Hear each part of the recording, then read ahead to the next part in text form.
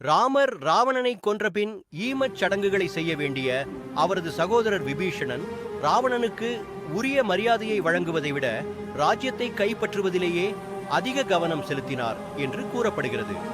ராவணனுக்கு நிரந்தர மரணம் இல்லை. அவர் மீண்டும் எழுந்து தனது சிங்காசனத்தை கைப்பற்றுவார் என்று நம்பிய நாககுல மக்கள் அவரை உயிர்ப்பிக்க பலமுறை முயன்றனர். ஆனால் அவை அனைத்தும் தோல்வியடைந்தன.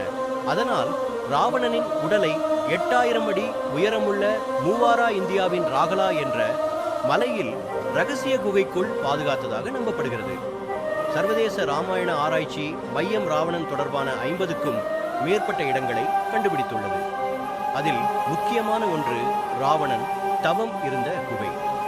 சில ஆராய்ச்சியாளர்கள் கூற்றுப்படி அங்கு 18 அடி நீளமும் 5 அடி அகலமும் கொண்ட பெரிய பெட்டிக்குள் சக்தி வாய்ந்த ரசாயன மூலிகைகளால் ராவணனின் உடலை பதப்படுத்தி ஆயிரக்கணக்கான ஆண்டுகளாக அழியாமல் பாதுகாக்கப்பட்டு இருப்பதாகவும் நம்பப்படுகிறது.